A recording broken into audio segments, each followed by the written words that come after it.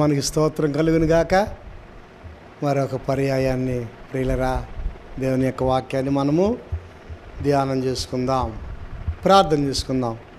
పరిశుద్ధుడు అయిన తండ్రి, ప్రేమ కలిగిన ప్రభువా, నీ ఘనమైన పాదాలకు వందనాలు, స్తోత్రాలు, స్తుతులు చెల్లిస్తూ ఉన్నాం. నీ లేఖనాలను మేము ప్రభా ధ్యానం చేసుకొని చూడగా నాతో మాతో మా అందరితో మీరు మాట్లాడమని ప్రార్థన చేయించు ఉన్నాం.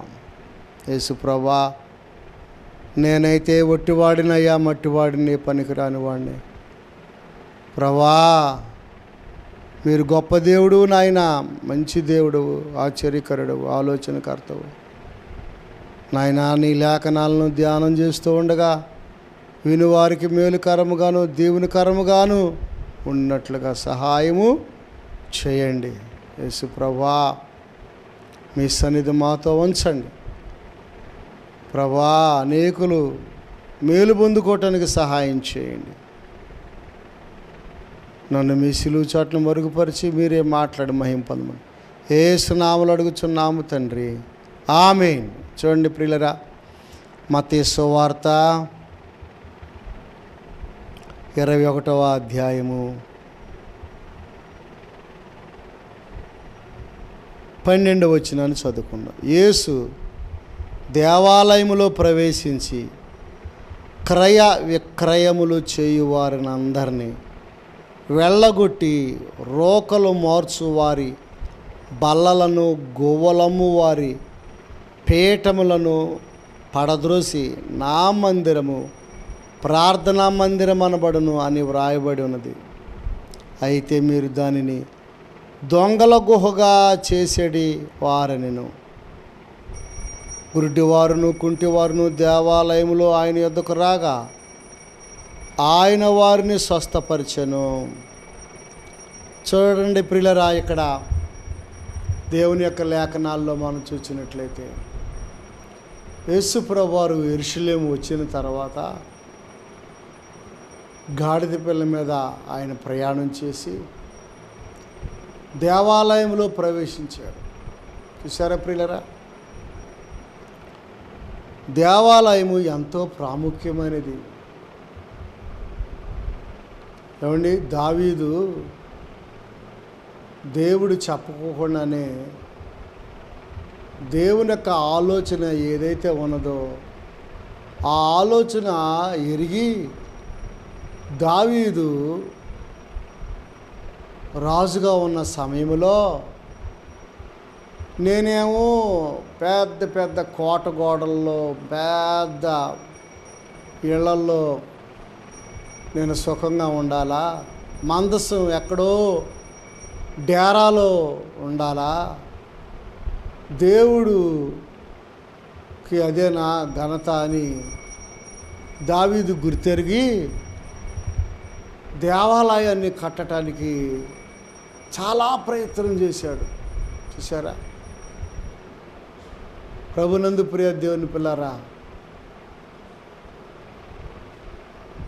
అనేక సామాగ్రి, బంగారం, వెండి, ఇనుము, రాగి, అట్లాగే ప్రియులరా చెక్కలో చెట్లు ఎన్ని సమకూర్చాడు.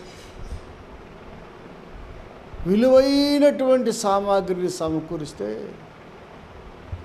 దేవుడు అన్నాడు, నువ్వు కట్టొద్దులే, నీ కుమారుడైన సొలొమోను కడతాడు అన్నాడు. సరే, ఏది ఏమైనప్పటికీ దేవాలయము అనేది ఎంతో ప్రాముఖ్యమైనది. దేవాలయం ఉండాలి. దానిని చక్కగా మరి దానిలోకి వెళ్ళి చక్కగా ప్రార్థన చేసుకోవాలి. యేసు ప్రభు ఎక్కడికి వెళ్ళాడు? యెరూషలేము రాగానే మొట్టమొదటిగా ఎక్కడికి వెళ్ళాడు? దేవాలయంలోనికి ప్రవేశించి సరాసరి ఎక్కడికి వెళ్ళాడండి ప్రియులరా? దేవాలయంలోనికి ప్రవేశించాడు. మనము కూడా దేవాలయాన్ని మనం ప్రేమించాలి, కట్టుకోవాలి, దానికి మనం ఖర్చు అవ్వాలి. చాలామంది ఈ దినాల్లో దేవునిని ఎరగని వారు అన్యులు దేవాలయాల్ని కూల్చేస్తున్నారండి. ఎంత విచిత్రం, ఎంత విచారము.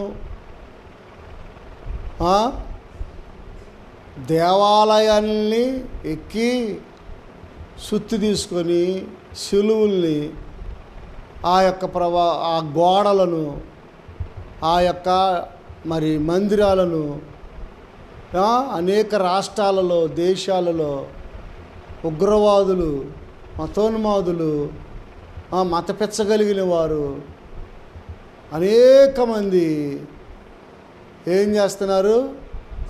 వాటిని పొలుగులు పెట్టి, సుత్తులు పెట్టి, పెద్ద పెద్ద బుల్డోజర్లు తీసుకొచ్చి కూల్చేస్తున్నారండి. పిల్లలు ఎంత విచారం, చాలా చాలా విచారం అండి, చాలా విచారం. ప్రభునందు ప్రియ దేవుని పిల్లరా, యేసుప్రభువు వారు చెప్పారు, నా నిమిత్తము జనులు మిమ్ములను హింసించి మీ మీద చెడ్డ మాటలు పలుకుదురు, అప్పుడు మీరు సంతోషించి గంతులు వేయండి, పరలోక రాజ్యములో మీ ఫలము అధికములగునవుతుంది, అధికమవుద్దంట. సంతోషిస్తున్నావా? ఎవరన్నా ఏదన్నా అన్నా సంతోషించాలి.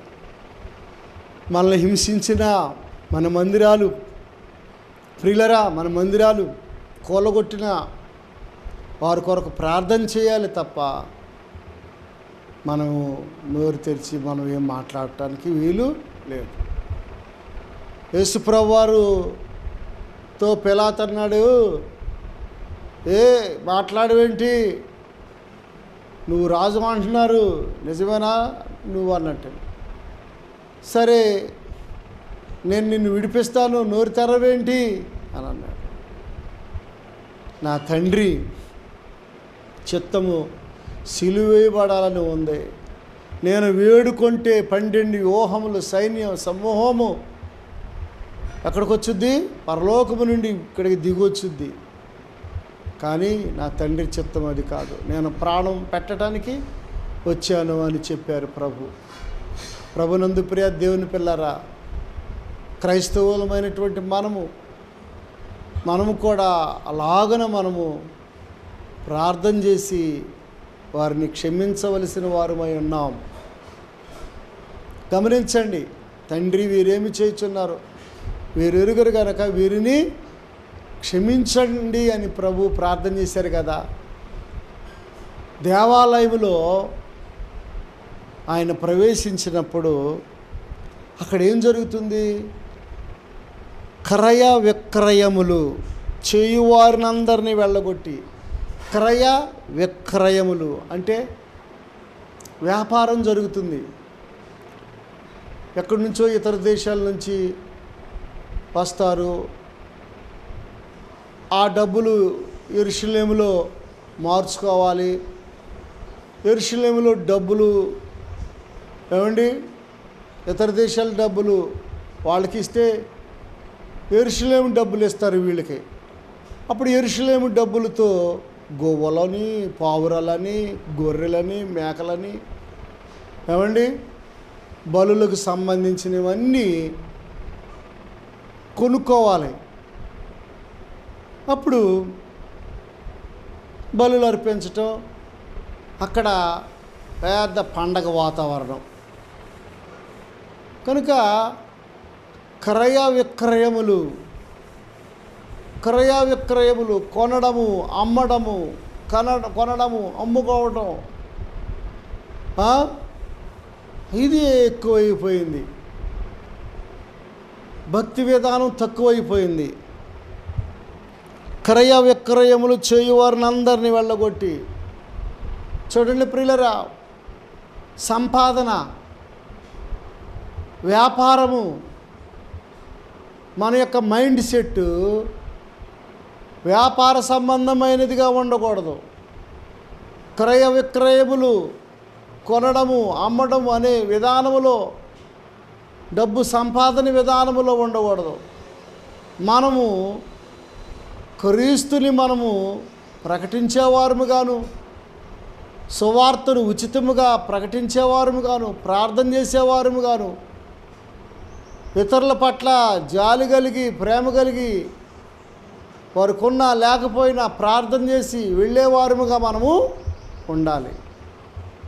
ప్రభునందు ప్రియ దేవుని పిల్లరా, అలాంటి మనసుతో, అలాంటి మోటివ్తో, అలాంటి అంతరంగములో, అలాంటి స్వభావముతో ఉండాలని దేవుని చిత్తము. అంతేగాని బాగా సంపాదించుకోవచ్చు, బాగా మనం డబ్బులు సంపాదించుకొని, పేరు ప్రఖ్యాతులను సంపాదించుకొని, ఇంకా అనేక రకాలుగా మనము మరి బాగా పేరు సంపాదించుకోవచ్చు అనే మనసుతో మనము సేవ చేయకూడదు. అనేకుల కొరకు మనం ప్రాణం పెట్టడానికి, క్రయధనముగా ఆయన చెల్లించటానికి, ఆయన మన కొరకు, మన పాపముల కొరకు రక్తం చెందించడానికి ఆయన ఈ లోకానికి వచ్చాడు. అనేకుల కొరకు పరిచర్య చేయటానికి వచ్చాడు, కానీ చేయించుకోవటానికి రాలేదనే సత్యాన్ని మనము తెలుసుకోవాలి. ప్రియులరా, గమనించండి, పరిచర్య చేయించుకోవటానికి రాలా. ఆయన యేసు ప్రభువారు శిష్యుల పాదాలు కడిగినారు, టవలతో తుడిచినారు, రొట్టె ద్రాక్షారసాన్ని ఇచ్చినారు. ప్రభునందు ప్రియ దేవుని పిల్లరా, ఎంతో మాదిరి చూపినారు. చూసారా, యేసు ప్రభువారు అంటే ఏంటి? మాదిరి. ఆయన్ని పోలి నడుచుకోవాలి మనం కూడా. పౌలు గారు అంటాడు, నేను యేసుని పోలి నడుచుకున్న ప్రకారము మీరు నన్ను పోలి నడుచుకోండి. అలాంటి తగ్గింపు ఉందా సహోదరుడా, సహోదరి? చూడండి, యేసు దేవాలయంలో ప్రవేశించి క్రయ విక్రయములు చేయు వారిని అందరినీ అలాగా కొనడము, అమ్ముకోవటము, దాని ద్వారా ఇంకా కొంత లాభం సమకూర్చుకోవడము, కొంత డబ్బు వెనక్కి వేసుకోవటము, ఏదో దాని నిమిత్తము మనము సేవ చేయకూడదు ప్రియులరా. దాని నిమిత్తము మనము అలాంటి మనసు కలిగి ఉండకూడదు ప్రియులరా. క్రయ విక్రయములు, నాకేంటి లాభము అంటున్నారు కొంతమంది. ఆ ఊరు వెళ్తాను, నాకు లాభం ఏమిటి? మేము సేవకు వచ్చిన ఆ క్రొత్త దినాల్లో 30 సంవత్సరాల క్రితం ఎలాంటి లాభాన్ని ఆశించి రాలేదు ప్రియులరా. ఎలాంటి లాభం ఆశించాల. ఆ రోజుల్లో సేవ చేయాలి, కొన్ని ఆత్మలను రక్షించాలి, దేవుని వైపు కొంతమందిని తిప్పాలి అని అదే ఆలోచనే. కానీ ₹1 వెనకేసుకుందాం, పాలసీలు కట్టుకుందాం,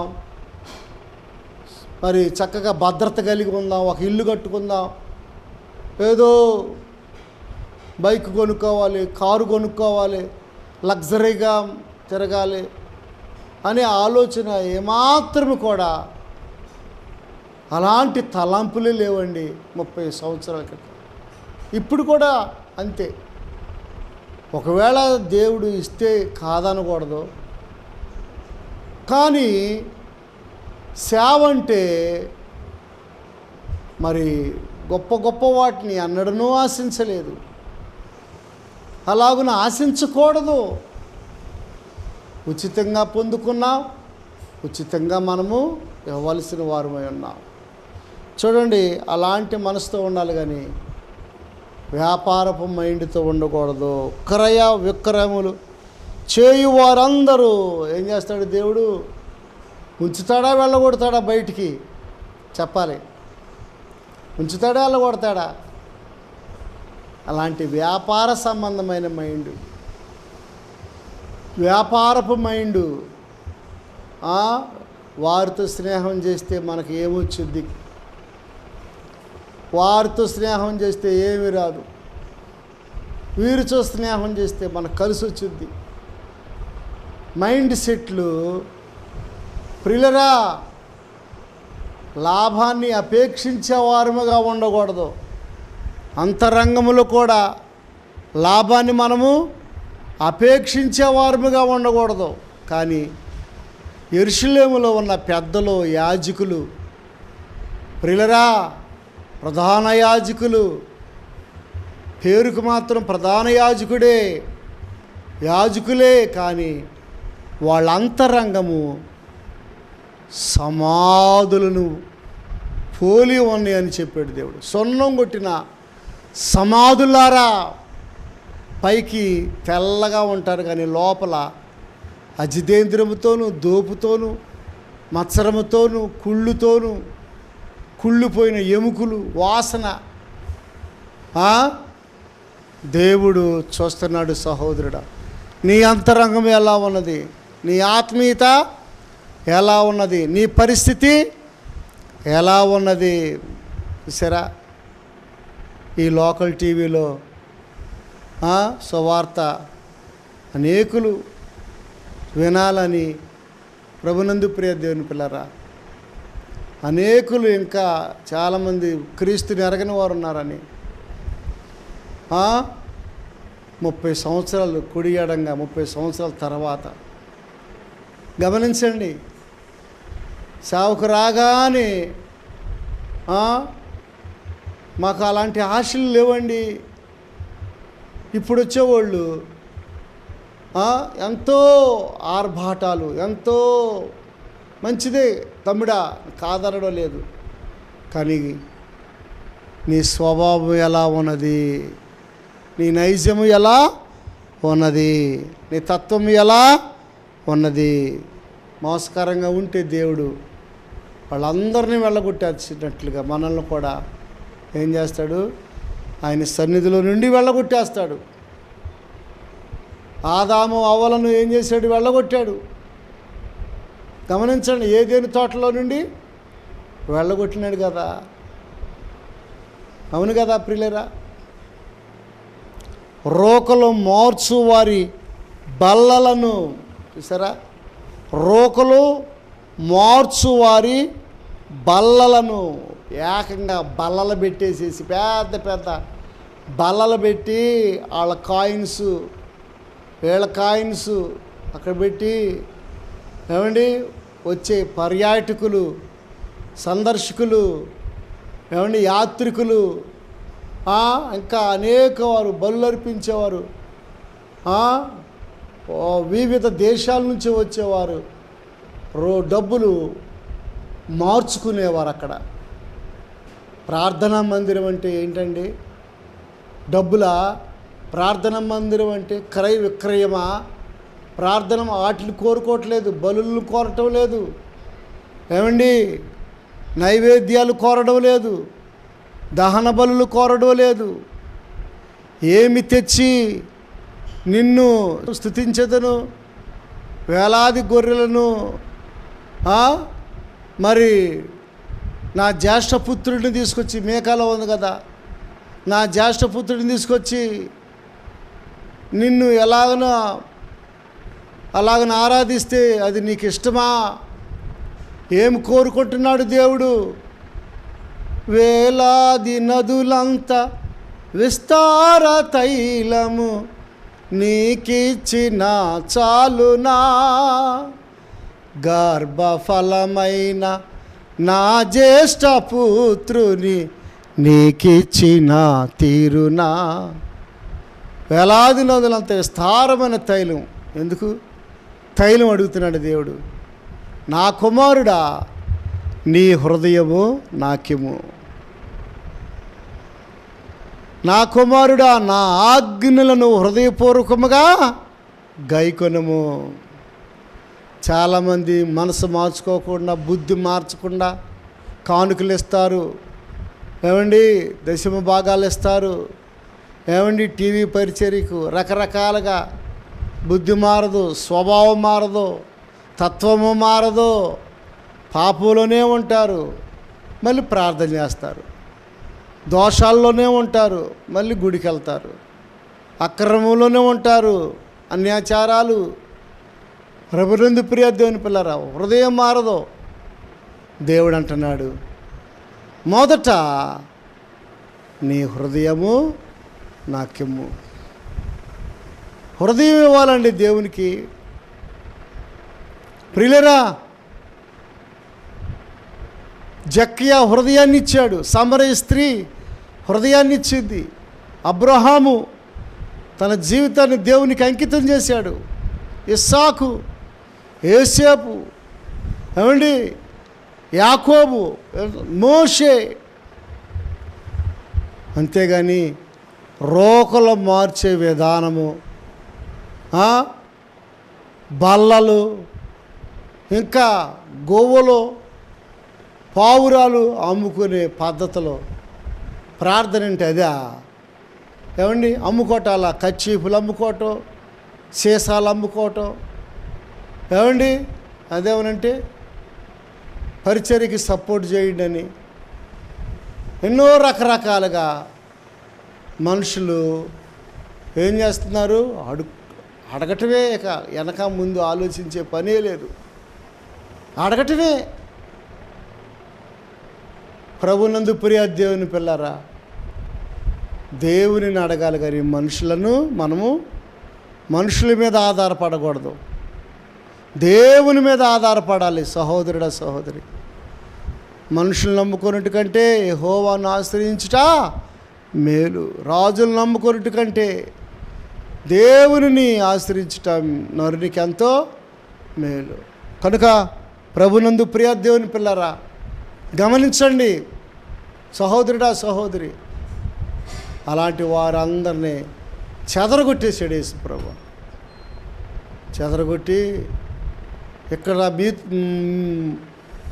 ఏంటి మందిరంతో సంబంధం మీకు? నా మందిరాన్ని వ్యాపారపు ఇల్లుగా చేస్తున్నారు, ఇది మంచిది కాదు. వ్యాపారపు ఇల్లుగా చేసేసారు, వ్యాపారపు ఇల్లు. పండి, బయటకు పండి, బయట చేసుకోండి వ్యాపారం, పండి. ఆ బజార్లో పెట్టుకుంటే కొట్లు, మందిరం దగ్గరికి తీసుకొచ్చారేంటి? ప్రార్థనా మందిరం అనబడాలి. నా తండ్రి ఇల్లు అది, ప్రార్థనా మందిరము. అనేకులకు, సమస్త జనులకు ప్రార్థనా మందిరము. అనేకులను, రోగులను యేసుప్రభువారు, గురుడ్డివారిని, కుంటివారిని, మోగవారిని ఆ మందిరములో స్వస్థత కోసం వచ్చిన వారిని, ఆ మందిరములో యేసయ్య అంటే అభిమానంతో వచ్చిన వారిని, ఆ మందిరములో దేవుడంటే అభిమానంతో పాపాన్ని పశ్చాత్తాపడి ఆ దేవుని కొరకు నమ్మకంగా నీతిగా బ్రతకాలి అని అనుకుని వచ్చిన వారందరినీ కూడా దేవుడు వారిని ఆశీర్వదించి స్వస్థపరిచినట్లుగా మనం చూస్తున్నాం. ప్రభునందు ప్రియ దేవుని పిల్లరా, గమనించండి, దేవుని మందిరాన్ని అది వ్యాపారపు ఇల్లుగా మనము చేయకూడదు. ఓ సహోదరుడా, ఓ సహోదరి, వాక్యం వినుచున్నటువంటి ఓ సహోదరుడా, దేవునికి లోబడతావా? దేవుని పాదాలు నీవు పట్టుకుంటావా? ఎప్పటికైనా సరే నీ అంతరంగమనే, నీ హృదయం అనే దేవాలయములో దేవునికి చోటి, నీ దేహము దేవునికి ఆలయమని మీరు ఎరుగరా? ఎవడైనను దేహమును పాడు చేసిన ఎడల వానిని నేను పాడు చేసేదను. నీ శరీరము దేవునికి ఆలయముగా. అవును సహోదరుడా, దేవునికి దేవుడిచ్చిన శరీరము ఎంతో శ్రద్ధగా కాపాడుకోవాలి. ఏది పడితే అది తినకూడదు, ఏది పడితే అట్లా చేయకూడదు. ఆయన మనలో నివాసం చేయాలని మనకి దేవుడు ఈ దేహాన్ని ఇచ్చాడు. సహోదరుడా, సహోదరి, నీ దేహము దేవునికి ఆలయమని మీరు ఎరుగరా? పరిశుద్ధాత్మకు నిలయము, పరిశుద్ధాత్మకు నిలయము ప్రియులరా. గమనించండి, నీలో పరిశుద్ధాత్మ ఉన్నాడనే సంగతి నీకు తెలిసిన సోదరుడా, సోదరి, దేవుని కార్యాలను నిర్లక్ష్యము చేయవద్దు. కనుక యేసుప్రభు కోప్పడ్డాడు. అక్రమంగా నడుచుకునే వారందరినీ వెళ్ళగొట్టాడు. బయటికి అందరూ పారిపోయారు. దెబ్బతో కొరడా తీసుకున్నాడు. చెక్కలన్నీ, ఆ బల్లలన్నీ పడదొస్తుంటే ఓరి బాబు అని పారిపోయారు. పరిశుద్ధులుండే స్థలాలండి మందిరం అంటే, ప్రార్థనా స్థలాలండి మందిరం అంటే, ఇతరులకు సహాయం చేసే విధానం అండి మందిరం అంటే, ఇతరులకు మేలు చేయటానికండి మందిరాలు. అంతేగాని మందిరం పేరట ప్రజలను తప్పుద్రోవలోకి మనము నడిపించకూడదు. అనేకులను మనము దేవుని వైపుకు త్రిప్పవలసిన వారమై ఉన్నాం. యేసు ప్రభు వారు అక్కడ జరిగే అన్యాయాన్ని చూసి తట్టుకోలేకపోయాడు. కనుక దేవుని మనసును గుర్తిరుగుదాం, దేవుని చిత్తానికి లోబడదాం.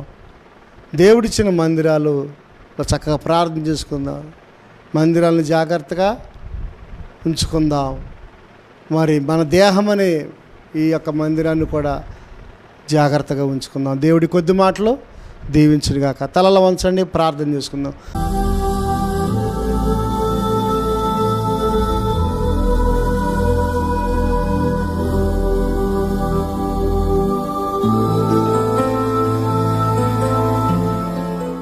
పరిశుద్ధుడైన తండ్రి, ప్రేమ కలిగిన ప్రభువా, నీ పాదాలకు వందనాలు, స్తోత్రాలు, స్తుతులు చెల్లిస్తున్నాం. ప్రభువా, మీరిచ్చినటువంటి ఈ మాటల కొరకే వందనాలు. ఈ వాక్యాలు అనేకుల హృదయాల్లో ఫలించి అభివృద్ధి చెందటానికి సహాయము చేయండి. మీరిచ్చిన ఈ దేహముతో నిన్ను ఆరాధించి, ఆత్మతో సత్యముతో నిన్ను ఆరాధించి స్తుతించే భాగ్యము దయచేయండి. సాతాను బలాన్ని కూల్చివేయండి. ఈ యొక్క దేహము మీకు ఆలయముగా ఉండడానికి సహాయం చేయండి. దీనిలో దుర్వ్యాపారాలు ఉండకూడదు. మా మనసులో, మా హృదయాల్లో లాభాన్ని అపేక్షించేవారుగా మేము ఉండకూడదు. ప్రభువా, నీ రాజ్యం కొరకు ప్రయాసపడే భాగ్యం దయచేయి. ఈ కొద్ది ప్రార్థన సన్నిధిలో ఈ కొద్ది ప్రార్థన అంగీకరించి మీరే సహాయం చేయమని, సేవను కట్టి ఫలింపచేయమని యేసు నామములో అడుగుచున్నాము తండ్రి. ఆమేన్. మన తండ్రి ప్రేమ, కుమారుని కృప, పరిశుద్ధాత్మ సహాయం కూడిన మనకు సకల పరిశుద్ధులు సదాకాలం తోడయుండునుగాక. ఆమేన్. God bless you. దేవుడు మిమ్మల్ని దీవించునుగాక.